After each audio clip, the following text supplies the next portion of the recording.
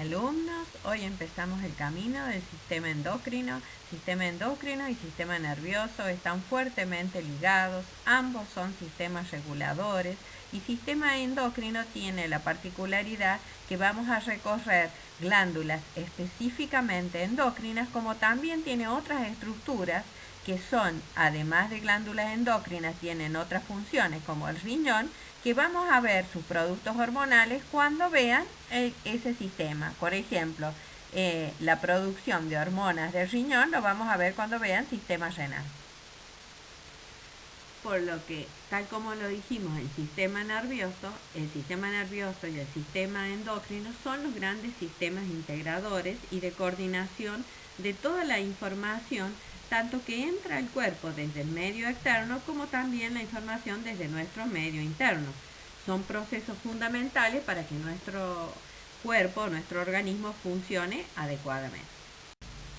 Por lo que podríamos preguntarnos, ¿por qué dos sistemas?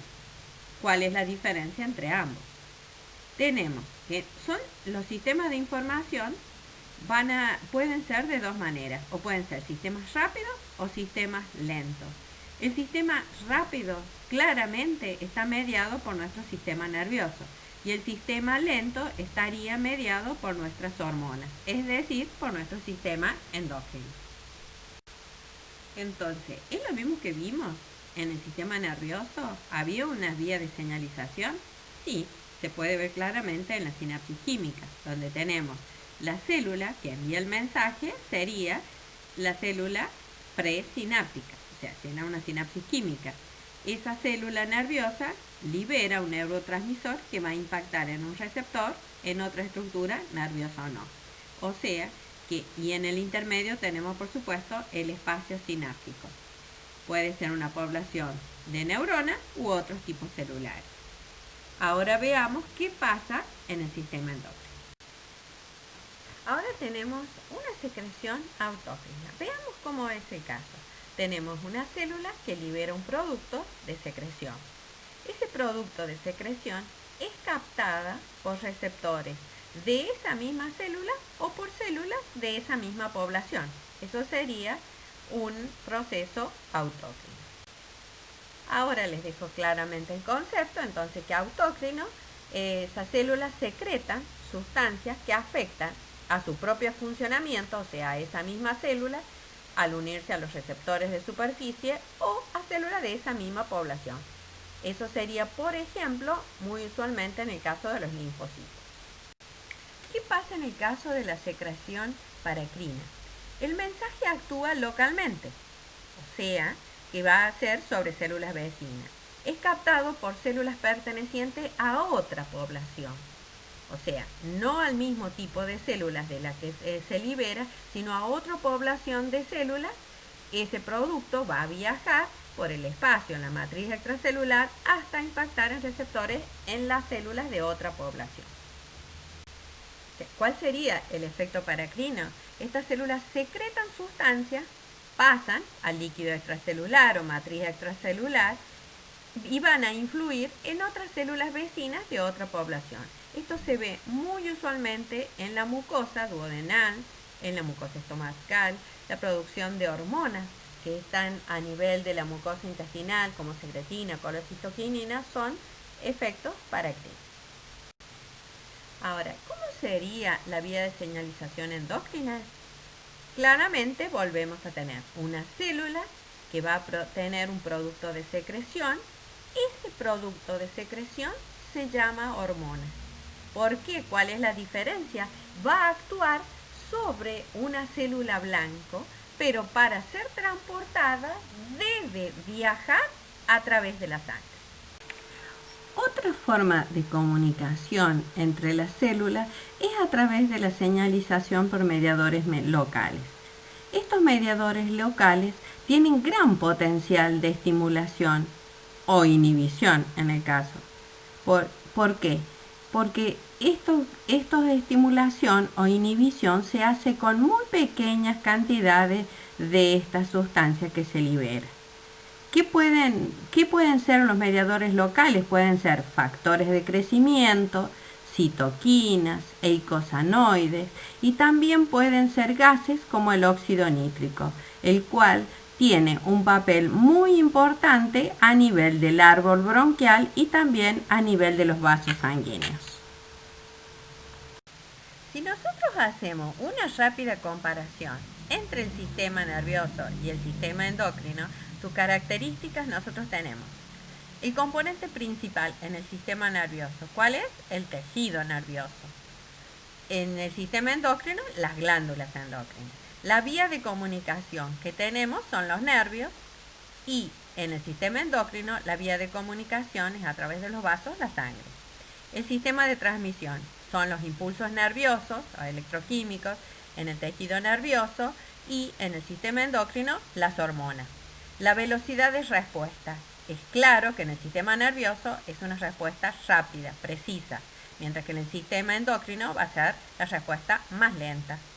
La duración de la respuesta. El sistema nervioso tiene respuestas breves, concretas, rápidas. El sistema endocrino, las respuestas son más duraderas. En cuanto a las funciones que regula y coordina cada uno de estos sistemas, las respuestas en el sistema nervioso son rápidas, como es, por ejemplo, la acción de levantar el pie, de poder coordinar un movimiento preciso. Mientras que el sistema endocrino va a regular situaciones como es, por ejemplo, el crecimiento, o sea, un proceso de desarrollo que es largo y mucho más duradero en el tiempo. Nuestro cuerpo tiene gran variedad de mensajeros, o sea, gran variedad de hormonas. A su vez, también los receptores son diferentes, en diferentes células blancas. Esto hace que la especificidad de los mismos sea alta y también la existencia de múltiples respuestas, lo que hace múltiples respuestas que en general pueden ser en simultáneo, lo que asegura la eficacia del funcionamiento de nuestro sistema. Revisemos estructuralmente qué tipo de glándulas nosotros conocemos o hay en nuestro cuerpo. Nosotros tenemos las glándulas exócrinas, que sabemos que son aquellas que vuelcan su producto a la luz de un conducto. O sea, por ejemplo, las glándulas de secreción que tiene la piel, como la sudorípara, la sebácea, o las glándulas que vuelcan sus productos a la luz del intestino, como glándulas mucosas, glándulas salivales, las glándulas a nivel intestinal, como por ejemplo el páncreas exócrino. Esos serían glándulas exócrinas. Las glándulas endócrinas vuelcan sus productos a la sangre y es la sangre la que va a distribuir por todo el resto del cuerpo. Y también hay glándulas que se llaman anficrinas, que nosotros las hemos llamado también glándulas mixtas. O sea, que tienen una parte de la glándula funciona como glándula exócrina y otra parte, estructuralmente diferente, funciona como glándula endocrina. A este tipo de glándulas se llaman glándulas mixtas o anficrinas y dentro de ellos se encuentra el páncreas. Ahora veamos la diversidad de células que pueden tener funciones endócrinas. Nosotros, como ya lo planteamos, básicamente dijimos que ciertas glándulas o células especializadas que están en algún lugar del cuerpo van a liberar al torrente sanguíneo una sustancia con características hormonales que se va a unir a un receptor en un órgano blanco localizado en otra región del cuerpo. Eso sería, digamos, lo esperable. Ahora, ¿qué pasa? Nosotros cuando vimos sistema nervioso, nosotros vimos que hay neuronas, como pasa en la médula adrenal, que tienen capacidad de secretar hormonas, porque estas células se transforman como son las células cromafinas. Entonces tenemos otro grupo, que serían las células con respuesta neuroendocrina. O sea que hay algunas neuronas, como por ejemplo las que acabamos de hablar, y después vamos a ver otras que pasan en núcleos que están en el hipotálamo, que segregan sustancias que serían hormonas. Para algunos autores los llaman como neurohormonas, que van por vía sanguínea e influyen en células localizadas en otra parte del cuerpo, como lo que habíamos visto previamente. Ahora, ¿qué cosas tenemos claro de lo que es una hormona? Una hormona es un mensajero químico. ¿Por dónde viaja? Por el torrente sanguíneo. ¿A quién se va a unir? A una célula blanco que tiene receptores específicos. ¿Y qué efectos va a producir? Puede producir efectos estimuladores o inhibidores. En cuanto a la estructura química de las hormonas, hay en general tres grandes grupos, que serían las proteínas y polipéptidos, las hormonas esteroidales y las derivadas del aminoácido tirosina. Son los tres grandes grupos que hay. Las proteínas y polipéptidos son hormonas secretadas, por ejemplo, por la adenohipófisis, tiene un gran grupo de hormonas, por el páncreas, la glándula paratiroides. Las hormonas esteroidales son de mucha importancia, secretan la corteza suprarrenal, también los órganos reproductores, ovario, testículo, también las derivadas de aminoácido tirosina, la tiroxina, la triiodotironina, otras de la médula suprarrenal como las que vimos, adrenalina, noradrenalina. Es decir, que vamos a ver, hay hormonas importantes, es decir, todas las hormonas son importantes y cumplen un rol en nuestro cuerpo. De todos los grupos nosotros vamos a ver cuáles son las hormonas que más esenciales para nuestra poder vivir bien. Ahora pasamos a ver cuál es el mecanismo de acción que tienen las hormonas. Vamos a ver claramente dos situaciones, que es lo primero que quiero que les quede claro. En el primer caso, ustedes pueden ver una hormona que se une a un receptor de superficie, es decir, que es un receptor que está unido a la membrana plasmática. Desde ahí, una vez que se une la hormona al receptor, va a comenzar su efecto. ¿Cuál sería la otra opción? Una hormona que puede pasar la membrana plasmática, penetra y encuentra su receptor específico en el citosol.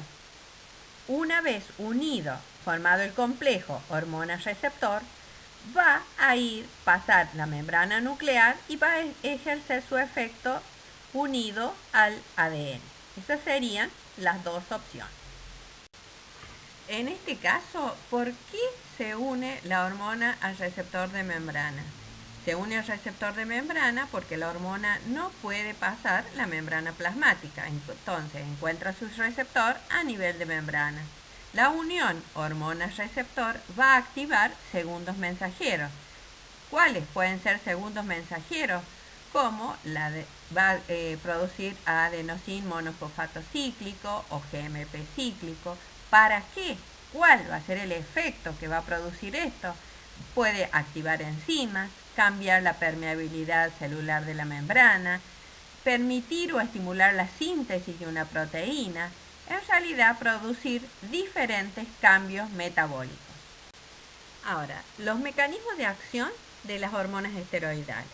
Las hormonas esteroidales son liposolubles, por lo tanto pueden atravesar la membrana. Simplemente por simple difusión o difusión facilitada pasan la membrana plasmática. Este tipo de hormona dijimos que va a encontrar su receptor específico en el citoplasma, en la membrana nuclear. ¿Y qué va a hacer? Se va a unir, ese complejo hormona-receptor, se va a unir al ADN. Va a producir o va a estimular la expresión de genes. Va a producir cambios conformacionales que van a facilitar o van a determinar la síntesis de enzimas, la síntesis de proteínas reguladores o proteínas estructurales, que van a, por supuesto, producir cambios metabólicos importantes. En síntesis, las situaciones que nosotros podemos encontrar serían las siguientes. Tenemos que las hormonas esteroidales o las hormonas tiroideas se van a unir a un receptor intracitoplasmático o nuclear y van a ir a modificar directamente a nivel de ADN, lo cual va a permitir la síntesis de una enzima y que va a modificar la actividad biológica. ¿Cuál sería el otro caso? Cuando se encuentra el receptor en la membrana plasmática. las hormonas peptídicas, las hormonas proteicas, las aminas biógenas, ¿qué van a hacer? Al unirse al receptor, activan un segundo mensajero. Ese segundo mensajero va a producir modificaciones proteicas que pueden llevar a cambios de enzimas reguladoras, a la activación de enzimas. También pueden estimular la síntesis de una proteína. Y esa sería la respuesta celular que él va a producir. Ahora, ¿cómo se transportan las hormonas? Nosotros tenemos dos situaciones totalmente diferentes.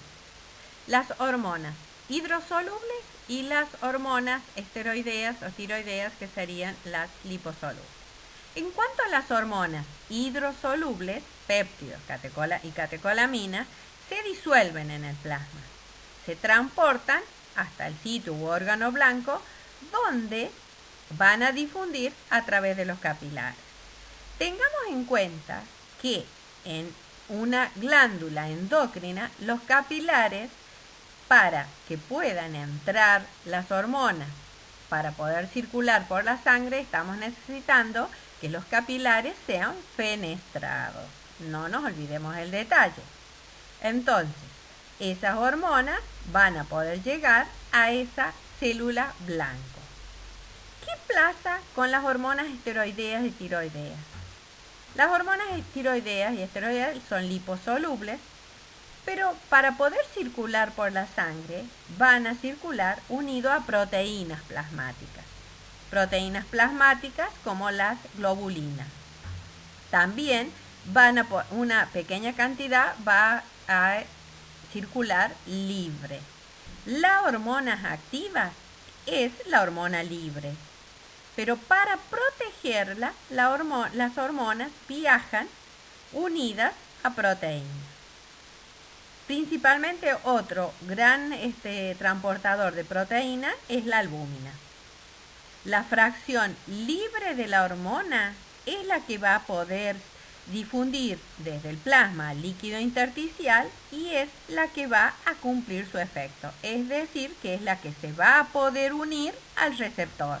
La hormona unida a proteína actúa como reserva o reservorio. El esquema que tenemos en este caso nos va a permitir hacer una síntesis de lo que acabamos de ver. Si nosotros tenemos las células endocrinas, van a liberar una hormona. Esa hormona libre tiene dos opciones: o se une a una proteína transportadora, o la hormona libre se va a unir al receptor. Es decir, que la hormona libre es la que se puede unir al receptor y es la que va a cumplir el efecto biológico. La otra opción es que las hormonas libres pueden unirse a una proteína transportadora. Este último caso es proteína hormonal, o sea, es hormona de reserva. Estos datos son muy importantes en algunas patologías. Por ejemplo, es muy usual que el médico pida hormona libre y hormona unida a transportadores, por ejemplo, en el caso de las hormonas tiroideas. Ahora, ¿cómo se eliminan las hormonas de la sangre? Pueden ser que se destruyan metabólicamente en un tejido, que queden unidas a algún tejido, que sean eliminados por la vía biliar, es decir, previa desactivación a nivel del hígado, o también previa desactivación o metabolización pueden ser excretadas por la vía urinaria. Si nosotros hablamos de las glándulas endocrinas de nuestro cuerpo y dónde se ubican, tenemos glándulas endocrinas, glándulas puramente endocrinas, como podrían ser la glándula hipófisis, la glándula tiroides, la glándula paratiroides. Tenemos otras estructuras que tienen otras actividades o funciones muy importantes, pero también tienen función endocrina. Por ejemplo, el riñón, órganos también como los ovarios, los testículos, que si bien tienen otras funciones, sabemos que es muy importante la producción de las hormonas, como testosterona, estrógeno. Es decir, que nosotros vamos a encontrar glándulas que son funcionan únicamente como glándulas endocrinas, y otros órganos o tejidos que tienen funciones endocrinas, aparte de otras funciones también muy importantes en nuestro cuerpo. Ahora vamos a ver la hipófisis. La hipófisis es una glándula muy importante, ya que es capaz de controlar otras glándulas endocrinas. También tiene una ubicación estratégica, ya que se ubica por debajo del hipotálamo, que sabemos que es el centro de control de la actividad autónoma. Se sitúa o se ubica en la fosa hipofisiaria. ¿Dónde está ese lugar? Es una depresión que tiene el hueso esfenoide, en un lugar que se llama la silla turca. En la parte media del hueso esfenoide se encuentra una depresión llamada la silla turca. Es el lugar donde se encuentra, pende de un tallo y se encuentra de alguna manera protegida la glándula hipófisis. Es una glándula muy pequeña y mide aproximadamente 1 por 1 por 1,5 centímetros. Tiene un peso de 0,5 gramos en varones y en las mujeres un peso un poco menor. O sea que en cuanto al tamaño es una glándula pequeña. En esta imagen nosotros podemos ver cómo la hipófisis se encuentra protegida dentro de esa depresión llamada la silla turca, y este lugar está exactamente por debajo y aproximadamente a la misma altura que el quiasma óptico. Veamos ahora la estructura de la hipófisis. La hipófisis tiene dos partes totalmente diferentes. ¿Cuáles son ellas? La adenohipófisis o hipófisis anterior, que sería lo que está al extremo izquierdo de un color, un celeste más fuerte, y la neurohipófisis o hipófisis posterior, que sería lo que está en un color, un celeste más claro. ¿Cómo está formada la adenohipófisis? Está formada por la parte tuberal o pars tuberalis, que sería el tallito de la hipófisis, la pars distale o parte distal, que sería el lóbulo anterior, que es el lóbulo más grande que tiene la hipófisis, y la parte intermedia, que es un lóbulo pequeño que está entre el lóbulo anterior y el lóbulo posterior, que en el adulto prácticamente es muy pequeño, involuciona. En cuanto a la neurohipófisis, está formada por el lóbulo parte nervosa o lóbulo posterior y la eminencia media, que sería que está en el tallo. Es decir, que estas son las partes que tiene la hipófisis. Vamos a ver, por un lado, adenohipófisis y vamos a ver posteriormente neurohipófisis. Si ustedes observan la imagen que tenemos ahora, nosotros vamos a ver teñida de un color gris más intenso la parte distal o parte en el lóbulo anterior. Es decir, ahora está la imagen al revés. Nosotros vamos a tener la adenohipófisis estaría en un color gris más oscuro. Pero aquí que ahora tenemos en un color claro la parte nervosa, o sea, el lóbulo nervioso, la neurohipófisis, que se une por ese tallo infundibular al hipotálamo. Está la eminencia media en la parte superior y está unido al hipotálamo. Es decir, que nosotros tenemos que el hipotálamo y la hipófisis están integradas. Vamos a comenzar a avanzar en esa relación que tiene la hipófisis con el hipotálamo, ya que esto es esencial. El hipotálamo, ya lo dijimos, regula las funciones vegetativas. Es muy importante en la parte autónoma. Y es el centro de integración neuroendocrino por excelencia de nuestro cuerpo. Y recordemos que se encuentra inmediatamente por encima de la hipófisis y está unido por ese tallo pituitario a el hipotálamo.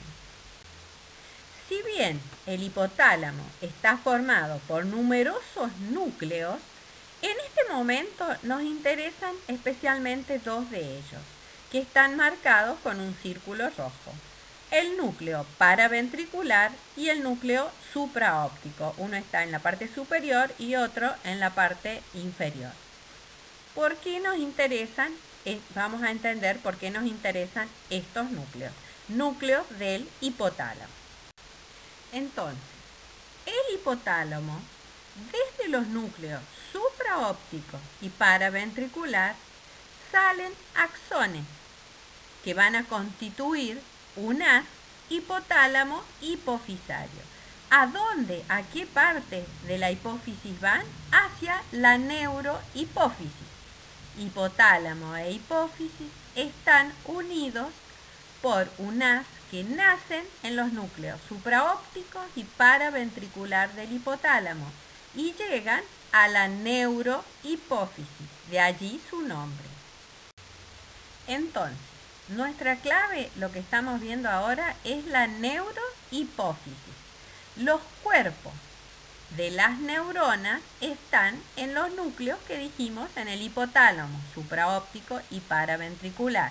Los axones viajan hacia la neurohipófisis. Ustedes pueden ver claramente en la imagen de la izquierda cómo se ha podido, por técnicas histológicas, hacer un seguimiento de los axones entre hipotálamo e hipófisis. Y este aquí que en la neurohipófisis, que está altamente vascularizada, esas terminales axónicas van a liberar hormonas. Las hormonas serían la antidiurética o vasopresina y la hormona ocitocina. Ambas hormonas son liberadas a la sangre. Es decir, que acá tenemos hormonas que se sintetizaron en las neuronas que están en el hipotálamo y las que viajan a la neurohipófisis para ser secretadas. Ahora veamos qué pasa con la adenohipófisis. La adenohipófisis, que estaba formada por ese lóbulo anterior o parte distal, que es de mayor tamaño, el tallo infundibular, la parte tuberal, que pertenece al tallo infundibular, y la parte intermedia o lóbulo intermedio, que sabemos que es un lóbulo más pequeño. Eso sería la adenohipófisis. Vamos a ver cómo es su estructura. La adenohipófisis, ¿qué vamos a encontrar en ella? Tejido glandular, como glándula endocrina. Esta glándula endocrina no tiene una organización predeterminada, pero sí vamos a encontrar, con técnicas histológicas de rutina, 3 tipos celulares, que serían células acidófilas, células basófilas y células cromófagas. Podemos diferenciar los tipos celulares en base a la hormona que producen. Por técnicas de rutina no pueden ser diferenciadas. Otra cosa que vamos a ver es que están altamente vascularizadas, van a tener capilares fenestrados para que puedan penetrar y puedan pasar las hormonas que se producen allí. También fibras reticulares, que sabemos que es un tipo de tejido conectivo que va a formar la armazón de este órgano. ¿Cómo podemos diferenciar los tipos celulares en base a qué tipo de células, los productos que producen? Solamente a través de técnicas de inmunohistoquímica. En la adenohipófisis vamos a encontrar hormonas que tienen un efecto directo sobre un tejido blanco, células blancas, y otro grupo de hormonas que van a estimular a otras glándulas endocrinas, o es decir, que van a regular el funcionamiento de otras glándulas endocrinas. Ahora veamos cuáles serían las hormonas que que produce la adenohipófisis. Tenemos hormonas, la tirotrofina o TSH, que actúa sobre la glándula tiroides. La adrenocorticotrofina o ACTH regula la secreción de la corteza adrenal, que está sobre el riñón. Las gonadotrofinas, luteinizante y folículo estimulante, o sea, LH y FSH, actúan en la regulación de la producción de hormonas de ovario o testículo. Prolactina o PRL, hormona proteica que va a actuar en la regulación de la producción de leche por la glándula mamaria. Hormona del crecimiento o GH. Esta es una hormona que actúa sobre tejidos blancos como el tejido óseo, el tejido muscular y estimula el crecimiento de los individuos. Y la hormona melanocitoestimulante o MSH, que va a estimular a los melanocitos para regular la producción del pigmento, de uno de los pigmentos que le da el color a la piel. O sea, si nosotros miramos esta imagen, todo lo que está en tonos de celeste serían todas las hormonas que produce la adenohipófisis, que ya hemos visto que pueden ser para controlar o regular la actividad de glándulas como la tirotrofina, la adrenocorticotrofina, las gonadotrofinas, otras que actúan directamente como la hormona del crecimiento, la melanocitoestimulante, la prolactina. Y después tenemos las hormonas de la neurohipófisis, que eran producidas en el hipotálamo, que eran la antidiurética y la ocitocina. Ahora nos hacemos otra pregunta. ¿Se conecta el hipotálamo con la adenohipófisis? La adenohipófisis también está conectada por el hipotálamo. Y en este caso, la conexión es a través de un sistema porta. Sistema porta hipotálamo hipofisario. Es decir, que si nosotros observamos la imagen que está a la izquierda, vamos a tener un plexo de capilares por encima del tallo infundibular en el hipotálamo. Se van a formar unas venas porta que van a terminar en un plexo de capilares en la adenohipófisis. De esta manera, este sistema porta evita a la circulación general y transporta factores reguladores, tanto liberadores como inhibidores de la acción, de la producción de las hormonas de la adenohipófisis, que esos factores se producen a nivel del hipotálamo. Ahora podemos concluir. Entonces, la adenohipófisis, que sería la imagen de la derecha, libera 7 hormonas. Esas hormonas que libera la adenohipófisis están reguladas su producción por factores liberadores o inhibidores que libera el hipotálamo. Los libera a un circuito que es el sistema porta. Ese sistema porta evita la circulación general. De esa manera se producen pequeñas cantidades de factores liberadores e inhibidores que rápidamente llegan a la adenohipófisis y estimulan o inhiben la producción de las hormonas que se producen allí.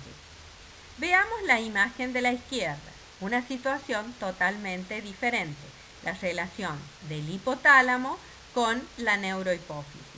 El hipotálamo producía las hormonas que son liberadas en la neurohipófisis. Es decir, que si nosotros nos preguntamos, ¿la neurohipófisis produce hormonas? No, sino que secreta o libera las hormonas que son producidas a nivel del hipotálamo. Ahora, ¿cómo se regula la función endocrina? ¿Cómo se regula la producción de hormonas?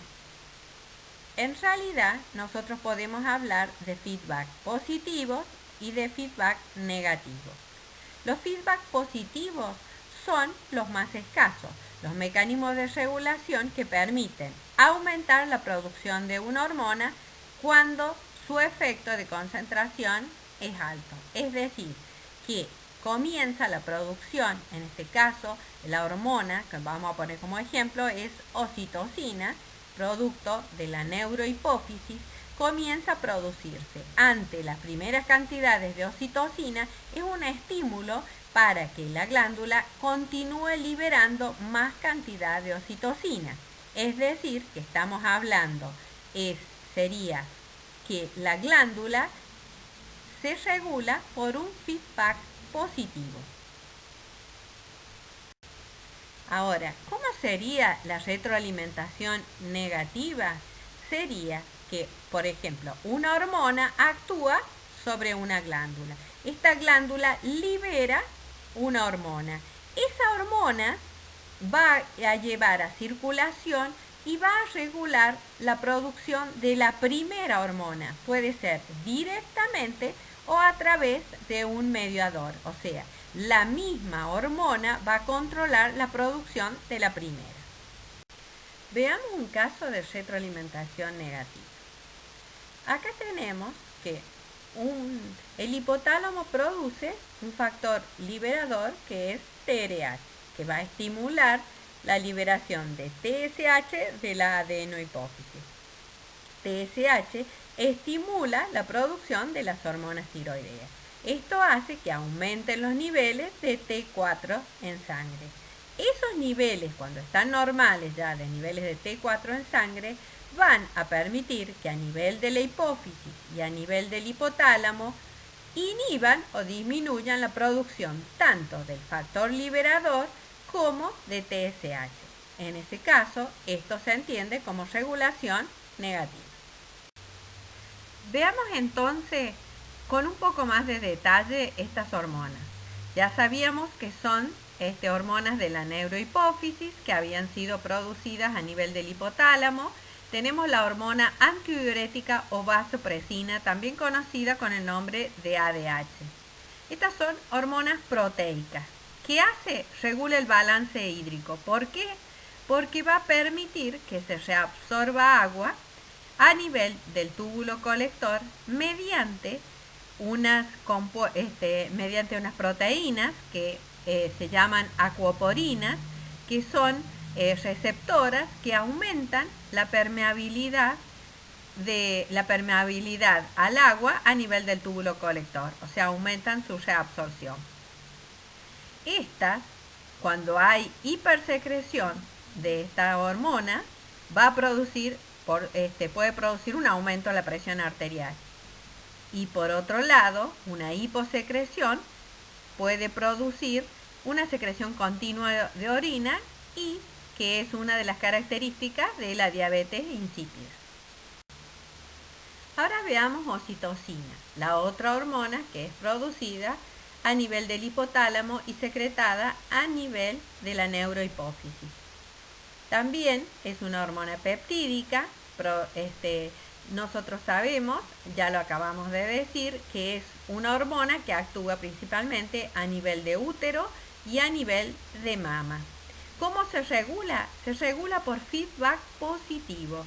Esta es una característica poco frecuente, ya que la mayoría de las hormonas se regulan por feedback negativo. Es decir, que cuando comienza la contracción del útero, comienza a estimular la producción de oxitocina y cada vez se va a producir más oxitocina, o sea, se va autoestimulando hasta que se produce el parto. ¿Qué otras funciones tiene? Favorecer la excreción de la leche. ¿Cómo lo hace? Estimulando a las células mioepiteliales alrededor de los adenómeros de las glándulas mamarias para favorecer su excreción. También permite o estimula la eyaculación y algunos comportamientos masculinos. Sigamos viendo las hormonas de la adenohipófisis. Tenemos la hormona del crecimiento, conocida como GH. También se la puede conocer como STH. Esto viene GH del nombre en inglés. ¿Qué factor estimula su producción? factor hipotalámico GH-RH. ¿A dónde va a actuar? A nivel del hígado. ¿Por qué? Porque produce mediadores. ¿Cuál es? IGF-1 o somatomedina. A través de la somatomedina o IGF-1 va a actuar en diferentes tejidos, como cuáles, a nivel del tejido óseo, a nivel del tejido muscular, también va a actuar sobre el tejido adiposo, sobre el músculo. Veamos ahora las hormonas gonadotróficas, que serían la hormona luteinizante y la folículo estimulante. Los factores hipotalámicos que la estimulan serían FSH-RH y LH-RH, donde actúan sobre ovario y sobre testículo. Sobre ovario van a producir maduración y crecimiento folicular, ovulación.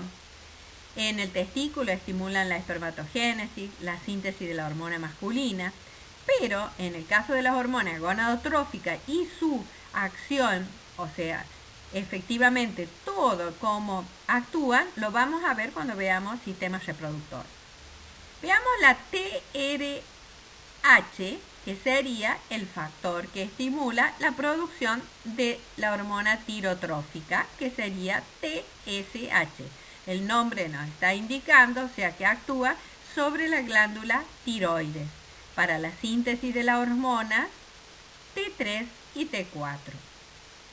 En el caso de las adrenocorticotrofas, nos está diciendo el nombre que actúa ACTH sobre la glándula adrenal. Su factor estimulante es CRH. En la glándula adrenal o suprarrenal actúa sobre la corteza suprarrenal, estimulando la producción de las hormonas esteroidales. Sobre todo actúa regulando la producción de cortisol. Veamos ahora prolactina. Prolactina, o sea, las células dianas, son las células mamotropas. El factor estimulante sería TRH. En ese caso actúa sobre la glándula mamaria. ¿Qué hace? Estimula la síntesis de láctea, o sea, la síntesis a nivel del adenómero de la leche y también el trofismo o crecimiento mamario. Estas serían las acciones de algunas de las hormonas que tenemos producto de la adenohipófisis. Seguimos conociendo algunas funciones de las hormonas de la adenohipófisis. Tenemos el caso de prolactina. Ya hemos dicho que actúa sobre la glándula mamaria. Esta glándula, al actuar sobre la glándula mamaria, era la que iniciaba y mantenía la producción de la leche en los adenómeros mamarios. Además, también actúa a nivel de ovario, a nivel de testículo. En los ovarios, cuando la cantidad de prolactina es muy alta, puede modificar o interferir en la ovulación. Por otro lado, en el hombre, interviene en el deseo sexual, en la libido, en la potencia sexual, en la fertilidad. O sea que serían otras acciones conocidas de prolactina. En cuanto a las hormonas gonadotróficas, bueno, ya dijimos que lo vamos a ver en el sistema reproductor, pero solo acá vamos a agregar, si hablamos de las hormonas gonadotróficas, folículo estimulante, luteinizante, estas hormonas hipofisarias reguladas por factores hipotalámicos van a actuar principalmente sobre los órganos reproductores, ovarios, testículos, o sea, sobre el sistema en general. En el caso de las hormonas masculinas y femeninas, van a regular por feedback negativo tanto al hipotálamo como a la hipófisis. ¿Con qué? ¿Cuáles van a ser los productos liberados desde los órganos reproductivos? Va a ser, por ejemplo, inhibina, los estrógenos, la progesterona, testosterona, van a actuar sobre hipotálamo e hipófisis y van a controlar la liberación o secreción de los factores liberadores de hipotálamo y de las hormonas folículo estimulante luteinizante de hipófisis. El déficit, en el caso de las gonadotrofinas, va a conducir al hipogonadismo. Y un hipogonadismo en la mujer está caracterizado no solo por la falta de apetito sexual, sino por la falta de menstruación, infertilidad. O sea, numerosos factores o numerosas características demuestran o dan clínicamente, permiten definir un hipogonadismo. Y en el hombre se puede la impotencia sexual, la pérdida de los caracteres sexuales secundarios, la pérdida de vello, de barba. Son todos factores que van a hablar de disminución de la producción de las hormonas gonadotróficas y por ende la disminución de las hormonas sexuales. Ahora tenemos la hormona somatostrofina, que es conocida como GH, la van a encontrar más frecuentemente, menos frecuentemente como STH. Gonadotrophin hormone viene, o sea, del nombre en inglés, que es el que más frecuentemente se usa. Y lamento decirles que van a tener que adaptarse a las abreviaturas porque es lo que más frecuentemente van a encontrar, más que el nombre completo. Esta hormona no tiene un órgano blanco o diana específica, sino que actúa en general sobre la mayoría de los órganos. Influye virtualmente sobre todas las células del cuerpo. Es fundamental para el crecimiento longitudinal del hombre, o sea, de las personas. Actúa especialmente, entre otras cosas, a nivel de los huesos. La hormona del crecimiento no actúa directamente sobre los tejidos del cuerpo, sino que fundamentalmente lo hace en forma indirecta a través de una sustancia fabricada a nivel del hígado que se llama la somatomedina o IGF. Es decir, que la hormona del crecimiento impacta en el hígado, estimula la producción de somatomedina y son la somatomedina o los insulin growth factor los que van a actuar sobre los tejidos blancos de la hormona del crecimiento. Entonces, la hormona del crecimiento estimula el crecimiento de huesos y cartílagos. Pero para que esto ocurra, necesitamos que aumente el depósito de proteínas, que aumente la división celular, que la conversión de los condrocitos estimula la división y aumenta los condrocitos. Esto en los huesos en largos, entre la epífisis y la diáfisis, en la zona de la metáfisis, donde está el cartílago del crecimiento. Es ahí donde la hormona del crecimiento ejerce una estimulación sobre los osteoblastos.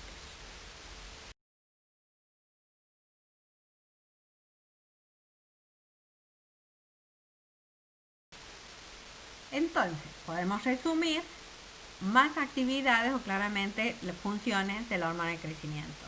Ya hemos dicho que la hormona de crecimiento favorece el depósito, síntesis de proteínas en los tejidos, aumenta el transporte de aminoácidos para poderse realizar esa síntesis de proteínas, aumenta la traducción de ARN para dar lugar a la síntesis proteica, aumenta la transcripción nuclear del ADN para tener el RNA que necesitamos, el descenso del catabolismo de las proteínas y de los aminoácidos. Y la hormona del crecimiento también aumenta la utilización de grasas, o sea, la lipólisis, como fuente de energía. La adrenocorticotrofina, esta la vamos a ver simplemente muy rápidamente ahora, porque cuando vemos a glándula adrenal, en el momento que vemos glándula adrenal, seguimos con la actividad de la ACTH. ¿Cuál es el órgano diana? Como su nombre lo está indicando, es la glándula adrenal, especialmente la corteza adrenal. O sea, esa glándula adrenal o suprarrenal y muy especialmente regula la producción, ACTH regula la producción de cortisol.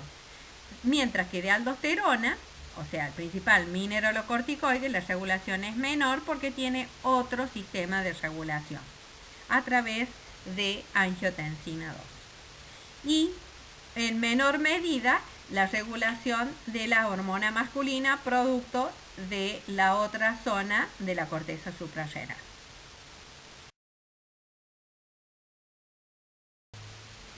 Tirotrofina o TSH, el órgano diana, la tiroides, como su nombre lo está indicando.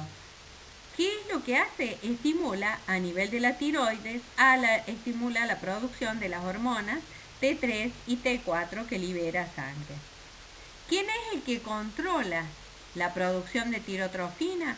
a partir de, desde el hipotálamo, la liberación de la TRH, la que hace por el sistema porta, llega hasta hipófisis.